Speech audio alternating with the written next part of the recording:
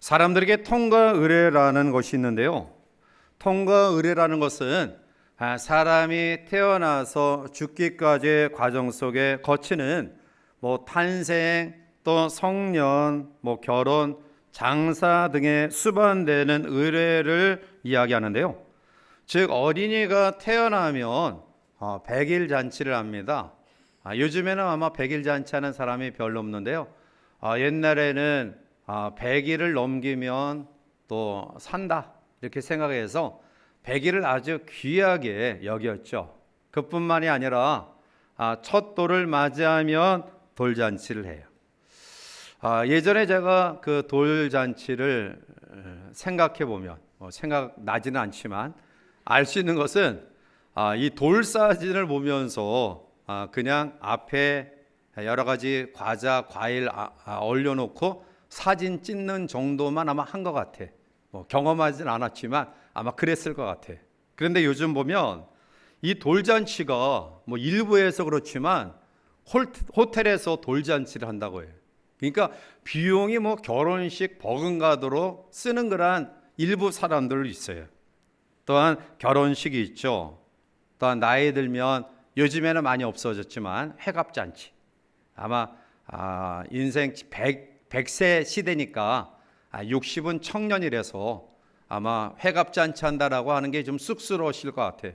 그래서 두 분이 여행을 간다든지 아마 그렇게 하고 적어도 고이 정도 되면 고이잔치 이렇게 아마 잔치를 하는 것 같아. 요즘 젊은이들 보면 제가 옛날에 태어난 것이 다행인 것이 남녀들이 만나면 100일 기념, 200일 기념, 300일 기념 정신 없어요. 그거 다 차려도 어떻게 생활할지 모르겠어요. 그러니까 여러분들 옛날에 태어난 거 다행으로 여기세요. 요즘 태어나면 그거 엄청나게 신경 쓰고 해야 돼요. 자, 이런 여러 가지 잔치의 통과 의례를 거치고 마지막 인생 모두가 걸어가는 길 장례식으로 삶을 마치죠. 자, 태어나면서부터 죽기까지 이 모든 통과 의례를 통해서 사실은 어떠한 날짜를 기억하고 또 기념하고 그것을 또 추억하는 그런 모습들을 가지는데요. 자, 그러면 교회에서는 어떠한 통과 의례가 있을까요? 사실 교회 생활, 신앙 생활 가운데는 통과 의례라고 할 수 있는 것이 없습니다. 왜냐하면 일반적으로 통과 의례라고 하면 운명적으로 정해지는 의식입니다. 그러나 성도의 삶은 운명적으로 숙명적으로 정해지는 것이 아니라 하나님의 은혜에 의해 우리의 삶이 진행되어지는 것입니다. 사람의 뜻으로 우리의 삶이 진행되어지는 것이 아님을 믿는 믿음이 바로 신앙생활이기에 사실은 성도의 신앙생활의 삶에는 통과 의례가 없습니다. 모든 것이 하나님의 은혜에 의하여 시작되어지고요, 하나님의 은혜 가운데 진행되어지고 하나님의 은혜 속에 우리의 삶을 마치기 때문에 그렇습니다. 그런데 그러한 가운데서 굳이 우리가 통과 의례의 어떤 의미를 가지고 적용해 볼 수 있는 여러 가지 요소들이 있습니다. 특별히 처음 성도들이 교회에 나오면 모든 성도들이 함께 기뻐하고 박수로 축하하고 축복합니다. 왜냐하면 하나님이 가장 기뻐하시는 일이 예수 믿지 않던 사람이 예수 믿어서 하나님의 자녀가 되는 것, 구원받는 것, 천국 가는 것을 하나님이 제일 기뻐하시기 때문에 하나님이 기뻐하시는 영혼이 돌아올 때 우리 모두도 함께 기뻐하며 축하하며 축복하는 것입니다. 이제 이러한 성도들이 조금 신앙생활에 나가면서 또 교회에 열심히 참여하고 또 성경 공부도 하면 학습식 그리고 세례식 이런 것들을 통해서 또 정식으로 그 사람을 하나님의 자녀된 공동체 안에 함께 지체됨을 인정하고 또 귀한 교제와 사랑을 나눕니다. 그래서 이러한 통과 의례를 견조 이야기 굳이 한다면은 학습식이나 세례식이나 또 직분 임명식이나 이러한 것들이 통과 의례라고 할 수 있을 것입니다. 그러나 사실 이것은 통과 의례가 아니라 하나님의 은혜를 확인하는 시간입니다. 오늘 본문에 나타나는 세례 요한, 즉 요한이라는 이름을 가진 사람이 많았기에 오늘 이 사람을 지칭해서 세례를 베풀었던 세례 요한이다라고 명명하는데요. 이 세례 요한은 소명과 사명으로 살아갔던 사람입니다. 하나님의 부르심 속에 하나님의 자녀가 되었고요. 또 하나님이 허락하신 거룩한 사명을 감당하는 삶을 살았습니다. 따라서 소명적인 사명적인 사람은 절대로 어떠한 역경과 장애가 우리 가운데 온다 할지라도 예수님을 믿는 믿음에서 쓰러지지 않습니다. 사람들의 평가에 예민하게 반응하지 않습니다. 때로는 억울한 일을 당하여도 주님께 의탁하고요, 나의 할 일을 밀고 나갑니다. 그 이유는 하나님께 허락하신 이 비전이 귀하고 복되기 때문입니다. 오늘 세례 요한은 바로 소명의 사람, 사명의 사람이었습니다. 이제 그의 삶을 통해 오늘 우리에게 주시는 교훈을 같이 묵상하며 우리는 어떠한 믿음의 단계를 밟아가고 있는지, 또 아니면 나는 지금 어떠한 단계에 머물러 있는지를 다시 한번 재점검해 보면서 하나님이 기뻐하시고 하나님이 원하시는 성숙한 믿음의 단계로 세워지는 우리 모두가 되기를 원합니다. 자, 먼저 오늘 성경은 믿음의 출발의 단계를 예수님께 나오는 단계임을 이야기하고 있습니다. 오늘 본문의 배경 가운데 말씀 속에 보면 예수님과 제자들이 세례를 베풀 때에 예수님 앞에 사람들이 나옵니다. 사실 이 사람들은 얼마 전까지 세례 요한을 추종하던 사람들이었습니다. 그런데 세례 요한을 따라다니던 사람들이 이제 방향을 바꿔서 세례 요한을 등지고 예수님을 따르게 됩니다. 이 일 때문에 세례 요한의 제자 한 사람이 정결 예식에 대하여 유대인과 변론합니다. 오늘 25절에 보면 이에 요한의 제자 중에서 한 유대인과 더불어 정결 예식에 대하여 변론이 되었더니 라고 말씀해요. 이 정결 예식에는 여러 가지 종류가 있는데요, 나시린, 즉 하나님 앞에 구별되어 세워진 나시린이 하나님께 드리는 정결 예식이 있고요, 또한 제사장이나 그의 후손들, 즉 레위인들이 드리는 정결 예식이 있으며 일반 백성들이 하나님께 드리는 정결 예식이 있습니다. 그런데 오늘 본문에서 나타나는 변론하는, 토론하는 정결 예식은 아마 세례와 연관된 내용인 것 같습니다. 즉 세례 요한의 제자들이 세례 요한에게 와서 당신에게 세례받던 사람들이 다 예수님에게 가서 세례를 받습니다라고 보고했던 내용을 보면 아마 세례라는 정결 예식에 관한 내용인 것 같습니다. 그것 때문에 토론하고 있어요. 여러분, 이 토론 변론은 장점과 단점을 가지고 있어요. 단점은 이 토론과 변론 속에 내가 아는 지식, 내가 체험한 그러한 경험 외에 새로운 것들이 나타났을 때 그것이 맞는지 또 잘못된 것인지 토론하다가 결국 감정 싸움이 생기기도 하고요.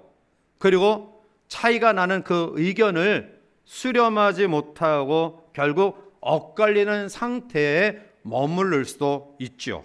그런데 토론을 잘하면 서로의 입장 차이를 좁힐 수 있고요.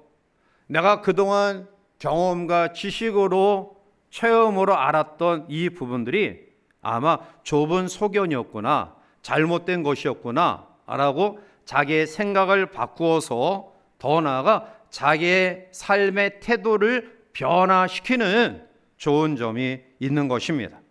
따라서 우리가 토론 속에 좋은 그러한 결과는 행동이 바뀌어지는 아름다운 결과를 경험할 수 있다는 거죠. 오늘 본문에 나타나는 사람들이 세례 요한을 따르다가 예수님께로 발걸음을 돌이켜 예수님께로 와서 예수님을 추종합니다. 오늘 우리에게 있어서 신앙의 첫 출발은 바로 예수님께 우리의 발걸음을 돌리는 것입니다. 우리가 예수 믿기 전에 나의 학문이나 경험, 지식이나 또 우리의 윤리적인 삶을 바르게 인도하는 여러 성현들의 말과 가르침을 우리가 배우며 살아왔습니다. 그런데 중요한 것은 거기서 머물러서는 안 된다라는 거죠.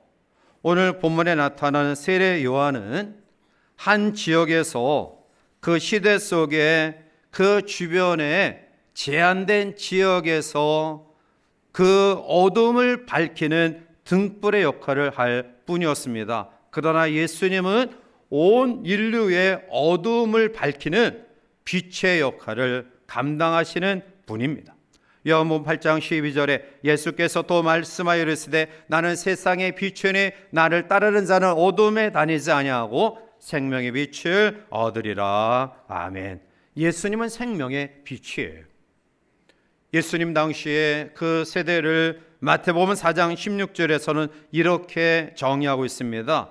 흑암에 앉은 백성이 큰 빛을 보았고 사망의 땅과 그늘에 앉은 자들에게 빛이 비추었도다 하였느니라. 아멘. 사망의 땅과 그늘진 세대 속에 살아가고 있었습니다. 자, 그럴 때 세례 요한을 통해 가르침을 받은 사람들이 예수님이 오시자 예수님께로 발걸음을 옮깁니다. 오늘 우리들이 신앙생활에 하는 과정 속에서 믿음을 갖기 전에 우리는 자라오는 과정 속에서 내가 경험했던 학문이나 철학이나 또 여러 위대한 성현들의 가르침을 내 마음의 빛으로 삼고 살아오는 모든 경험들을 가졌을 거예요. 그런데 부모님을 통해 사랑하는 아내와 남편을 통해 또 지인을 통해 우리는 이곳에 와 예배하는 그러한 모습들을 통해서 이미 예수님께 나오는 첫 번째 단계의 문을 통과한 사람들이라 믿습니다. 우리가 어떠한 영향을 받았다 할지라도 어떠한 것들로 인하여 우리가 여러 가지 일들을 또 길들을 제시받았다 할지라도 가장 중요한 것은 예수님께 나와 우리의 믿음의 삶을 출발하는 것입니다. 적어도 이곳에서 예배하는 영상으로 예배하는 우리 귀한 성도들은 이 첫 번째 믿음의 단계를 이미 넘어선 사람들임을 믿습니다. 이제 우리가 여기에 머물지 않고 두 번째 성장의 단계는 하나님의 뜻을 확신하는 단계입니다. 오늘 본문 26절에 보면 그들이 요한에게 가서 이르되 랍비여 선생님과 함께 요단강 저편에 있더니 곧 선생님이 증언하시던 이가 세례를 베풀매 사람이 다 그에게 가더이다 라고 보고해요. 세례 요한의 제자들이 조금 전까지 선생님으로 모셨던 세례 요한에게서 떠나 예수님이라는 사람에게 가서 그 사람을 추종해요. 함께 했던 사람들이 떠나니 세례 요한의 제자들은 마음이 아팠을 거예요. 왜 선생님을 두고 저 사람에게 가느냐? 배신감도 느꼈을 것이고요. 또 미운 감정도 생겼을 거예요. 그래서 세례 요한의 제자들이 세례 요한에게서 하소연하는 거예요. 선생님, 조금 전까지 선생님을 따던 사람들이 예수에게로 다 몰려갑니다. 무슨 조치를 해야 되지 않습니까? 어떠한 조치를 해야지 더 이상 예수에게로 가지 않지 않습니까? 라고 하소연하고 보고하고 있는 거예요. 자, 이때 세례 요한이 어떻게 답했는가요? 오늘 27절에 보면 요한이 대답하여 이르되 만일 하늘에서 주신 바 아니면 사람이 아무것도 받을 수 없느니라. 아멘. 자, 이것을 쉽게 이야기하면 나에게서 떠나가 예수님에게로 가는 것은 하나님의 뜻이다. 그것은 하나님이 계획하신 것이다 라는 거예요. 세례 요한은 예수님의 길을 예비하러 온 사람이에요. 6개월 먼저 이 땅에 태어나서 광야에서 예수님을 준비했던 사람이 세례 요한입니다. 그래서 그는 자기 자신을 너무나 잘 알고 있었어요. 요한복음 1장 27절에 곧 내 뒤에 오시는 그이라 나는 그의 신발끈을 풀기도 감당하지 못하겠노라 하더라 라고 이야기해요. 자신은 메시아가 아니고 그리스도가 아니고 그분을 준비하는 사람이라는 사실을 알았어요. 그래서 자기를 추종하던 사람들이 예수님에게 가는 것에 대해 제자들이 하소연하고 지금 엄벌을 내려달라고 요청하지만 아니다. 하나님이 주시지 않으면 받을 자 없다. 예수님에게 가는 것이 바로 하나님의 뜻이다. 그는 자기 자신을 알고 겸손한 그런 마음을 가졌던 것이죠. 옛날 영국에 카누트라는 왕이 있었는데요. 그는 사실 덴마크 왕의 둘째 아들로 태어난 차자예요. 그런데 어려서부터 총명하고 용감한 가운데 자기 부친을 따라 영국 정복의 전쟁에 승리해서 어린 나이에 영국의 통치권을 아버지께로부터 부여받아요. 그런데 얼마 후에 자기 형이 죽자 그는 아버지의 뒤를 이어 덴마크 왕을 겸하게 되었고요. 10년 후에 바이킹을 제압하고 노르웨이까지 점령하는 가운데 그는 영국과 스코틀랜드, 덴마크, 노르웨이를 합하여 스칸다나비아 제국을 건설하게 돼요. 그 지역의 많은 지역을 다스리던 이 카누트 왕에게 부하들이 아첨하며 그를 치켜 세웁니다.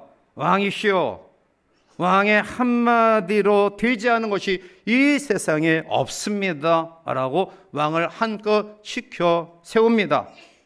그러한 부하들을 데리고 어느 날 폭풍우가 몰아치는 날에 바닷가에 부하들을 데리고 가요. 그리고 흉흉한 바다를 향하여 바다야 잠잠하라 명령을 했는데요. 바다가 잠잠하지 않아요. 폭풍이 더 심하게 몰아쳐요. 이때 카누트는 데리고 간 부하들에게 이야기합니다. 이래도 내가 절대 권한의 소유자라고 이야기할 수 있겠느냐? 바다와 파도도 순종하는 유일한 절대자는 우리 주 예수 그리스도뿐이다. 나는 그분의 종에 불과하다. 왕도 아닌 내가 관을 쓰는 것은 합당치 않으니 나는 이 시간 이후부터 왕관을 쓰지 않겠다. 그는 그 이후에 단 한 번도 왕관을 쓴 적이 없다고 합니다. 세례 요한은 어떠한 분입니까? 말라기 구약 선지자, 구약 성경의 제일 마지막 말라기 선지자 이후에 400년 동안 하나님의 계시, 하나님의 묵시가 중단되고요. 하나님의 선지자가 나타나지 않은 그야말로 암흑 시대를 살았던 시대에 태어난 분이에요. 그는 제사장의 아들로서 가만히 있으면 그 당시의 모든 사람들의 존경과 그리고 호화로운 삶을 살 수 있었던 아버지로부터 부여받은 제사장의 직임을 포기하고요. 광야 빈들에 가서 꿀을 먹으며 그리고 가난한 이들이 입는 약대 털옷을 입고 청빈한 삶을 살았던 사람이에요. 400년 동안 암흑시대에 살았던 이스라엘 백성들, 로마 압제 속에 시달림을 경험하고 있었던 사람들. 그런데 세례 요한을 통해 전해지는 메시지는 신선했고요. 그의 삶 자체도 청빈한 삶을 살아 수많은 사람들이 세례 요한을 추종하기 시작했고요. 심지어는 세례 요한이 메시아로 착각하며 따랐던 사람들도 있었습니다. 그런데 그는 자기를 떠나 예수라는 사람을 추종하는 사람들을 보고했던 제자들에게 아니다. 하나님이 주시지 않으면 받을 자 없다. 저에게 가는 것이 하나님의 뜻이다. 예수에게 가는 것이 하나님의 섭니다 라는 사실을 인정하고 그것을 겸손한 마음으로 받아들입니다. 예수님 앞에 나와 믿음의 출발을 시작한 우리 모두에게 조금 더 성장한 신앙의 단계는 나의 삶의 모든 것이 내가 계획과 내 생각 속에, 내 의지 속에 진행되어지는 것이 아니라 하나님의 절대적인 섭리와 뜻에 의해 내가 지금 살아가고 있다는 사실을 인정하고 믿는 믿음입니다.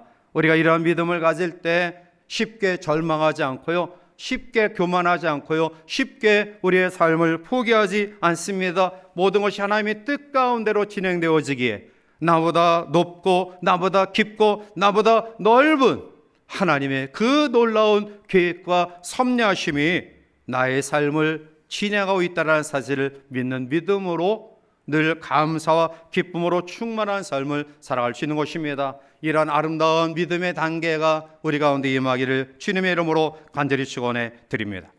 세 번째로 오늘 하나님이 가장 원하시는 기뻐하시는 성숙한 믿음의 단계는 삶의 우선순위를 예수님께 두는 단계예요. 오늘 본문 29절에 보면 신부를 취하는 자는 신랑이나 서서 신랑의 음성을 듣는 친구가 크게 기뻐하나니 나는 이러한 기쁨으로 충만하였노라. 아멘. 이 단계가 성숙한 신앙인이 가지는 아름다운 단계예요. 세례 요한은 이 단계를 보게 돼요. 세례 요한은 그 당시에 유대의 결혼 풍속을 통해 다시금 제자들에게 설명하죠. 즉 결혼 풍습을 통해 신랑이 있습니다. 그 신랑이 예수님이고요. 신부가 있습니다. 신부가 백성들이에요. 그리고 세례 요한은 신랑의 들러리예요. 다시 말하면 그 당시 유대인의 풍속을 보면 이 결혼식의 과정을 신랑의 제일 친한 친구가 그 결혼식을 준비해요. 그래서 여러 가지 행사와 상황들을 준비하고요. 그리고 신부를 데리고 이제 그 신랑 집에 오게 해요. 그리고 나서 모든 결혼 준비가 마쳐지면 이제 신랑이 오게 돼요. 그러면 신랑의 친구는 거기에서 물러가죠. 왜? 신랑의 친구는 신랑이 아니에요. 그래서 신랑 대신 예수님 그리고 신부된 백성들을 같이 만나게 하고 신랑의 친구는 물러나게 되어 있죠. 그러면서 하는 말이 나는 신랑의 친구 들러리의 기쁨도 충만하다라고 이야기하고 있어요. 그러면서 그는 마지막 아주 놀라운 고백을 하죠. 30절에. 자, 우리 30절 말씀을 함께 같이 읽어보실까요? 그는 흥하여 하겠고 나는 쇠하여 하리라 하니라. 아멘. 매우 놀라운 고백이며 선언이에요. 우리가 신앙생활에 나가면서 하나님 앞에 믿음을 가지게 되고요. 또 하나님의 은혜를 체험하게 되면서 여러 가지 나름대로 교회 앞에 봉사하고 충성하게 돼요. 어떤 분은 물질로, 어떤 분은 시간으로, 또 어떤 분은 자기가 경험한 세상의 학문과 여러 가지 세상의 전문 분야를 가지고 하나님의 몸된 교회를 위해 충성하고 봉사해요. 그런데 조심해야 될 부분이 있습니다. 그것은 그렇게 열심히 시간과 물질과 또 자기의 모든 것을 다 하나님 앞에 투자하여 헌신하는 가운데 어떠한 마음을 가지게 되냐? 내 것 가지고 하나님의 교회를 섬긴다. 내 물질 가지고, 내 시간 가지고, 내 젊음 가지고, 내 건강 가지고 하나님의 교회를 위해 충성한다 라는 생각을 가져요. 여러분, 그러한 마음은 우리가 성장하는 신앙 속에 가장 큰 영광과 기쁨을 빼앗기는 요소로 작용되어져요. 오늘 우리의 마음속에 어떠한 믿음으로 우리가 하나님 앞에 충성하며 헌신해야 될까요? 하나님이 나에게 물질 주셔서 하나님께 드릴 수 있어. 하나님이 나에게 건강 주셔서 하나님 앞에 봉사할 수 있어. 하나님 앞에 내게 여러 가지 열정과 또 세상의 다양한 경험을 나에게 주셔서 내가 이것을 가지고 하나님 앞에 충성할 수 있어. 여러분, 여기서 전자의 스포트라이트는 자기예요. 내 것 가지고 내 열심으로 내가 하나님 앞에 충성한다라는 거예요. 그러나 후자는 모든 스포트라이트가 예수님께 맞춰진, 하나님께 맞춰진, 하나님이 주셨기 때문에 하는 거예요. 이런 믿음의 성숙한 신앙인들이 되시기를 주님의 이름으로 축복합니다. 세례 요한은 사람들로부터 칭송을 받던 사람이에요. 그 당시 썩어졌던 종교 지도자들과 달리 청빈한 삶을 통해 정말 하나님의 메시지를 전했던 신선한 충격을 주었던 사람이에요. 그리고 그를 수많은 사람들이 추종하고 따릅니다. 그런데 어느덧 자기를 따르는 사람들이 예수님에게 몰려가요. 여러분 같았으면 어떠한 마음이 들 거예요? 야, 괘씸하구나. 내가 저들을 위해서 어떻게 기도하고 어떻게 양육하고 어떻게 교육했는데 은혜를 저버리고 다른 데로 가? 혹시 천둥 벼락 내려서 망해라, 이런 마음 갖지 않아요? 세례 요한은 그는 흥하고 나는 세워야 하리라. 나에게 주신 이 모든 상황들이 하나님이 주신 은혜야. 하나님이 나에게 주신 축복이야. 그래서 내가 감당하고 있는 거야. 여러분 같이 한번 따라 봅시다. 예수님은 흥하고 나는 세워야 하리라. 그런데 기억하십시오. 나는 세워야 하리라 해서 세례 요한이 세했는가요? 아니에요. 여러분, 내가 나의 노력과 힘으로 쌓아지는 높은 아성들은 모래같이 허물어질 수밖에 없어요. 그런데 예수님이 높여주는 삶, 예수님이 존귀하게 여기는 삶, 예수님이 주신 영광은 결코 세상 어떠한 것들이 그것에서 우리를 떨어지게 할 수 없습니다. 세례 요한은 예수님께로부터 어떠한 칭찬을 받았습니까?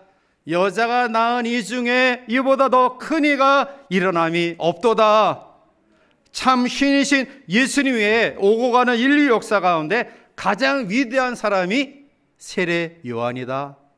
예수님께로부터 친히 영광과 칭찬을 받아요. 사랑하는 성도 여러분, 그는 흥하고 나는 세워야 하리라. 내게 주신 건강, 내게 주신 물질, 내가 하나님 앞에 예배드리는 이 모든 환경도 하나님이 은혜를 베풀어 주셨기 때문에 내가 오늘 있는 거야. 이러한 믿음이 하나님이 원하시는, 하나님이 기뻐하시는 성숙한 신앙의 단계임을 믿으시기 바랍니다. 바로 이러한 아름다운 단계가 우리 가운데 있어지기를 원합니다. 사랑하는 성도 여러분, 말씀의 결론을 맺습니다. 삶의 통과 의례가 있다고 한다면 우리가 신앙의 통과 의례를 견주어서 이야기할 수 있을 텐데요. 그런데 신앙의 통과 의례는 우리의 내면의 성숙을 위한 과정이다라는 거예요. 학습을 받고 세례를 받고 직분을 받고 그리고 직분 이후에 하나님의 섭리 속에 내 인생이 진행되어지고 있다. 그리고 나의 모든 것을 하나님의 영광을 위해 사용하고자 하는 이러한 믿음의 단계들은 우리 신앙의 성숙의 과정 속에 주시는 하나님의 은혜인 줄 믿으시기 바랍니다. 따라서 오늘 이곳에 또 영상으로 예배하는 우리 모두는 첫 번째 단계는 이미 넘어선 분들이라고 저는 생각해요. 그리고 그 이후에 과연 나는 어떠한 단계에 있는가? 나의 삶의 모든 것이 하나님의 섭리, 하나님의 뜻 가운데 진행되어지고 있음을 믿는 믿음이 우리 가운데 있는가? 그리고 나의 모든 삶이 하나님 앞에 주신 은혜이며 축복임을 기억하면서 하나님이 하셨습니다라는 하나님께 영광 돌리는 그런 믿음의 단계의 모습들을 가지고 있는가? 우리의 삶을 다시 한번 말씀 속에 비춰보면서 이전보다는 한 단계 더 하나님께 가까이 나가는 성숙된 신앙의 삶으로 결단하는 우리 모두가 되어서 하나님이 높여주시는 사람, 하나님이 영광 가운데 칭찬하시는 사람, 하나님이 이 세상에 그 어떤 것도 범접하지 못하도록 천국 가는 그날까지 지키심의 은혜를 경험하는 하나님의 영광이 임하는 성숙한 신앙인으로 세워져가는 우리 모두가 되시기를 주님의 이름으로 간절히 축원해 드립니다.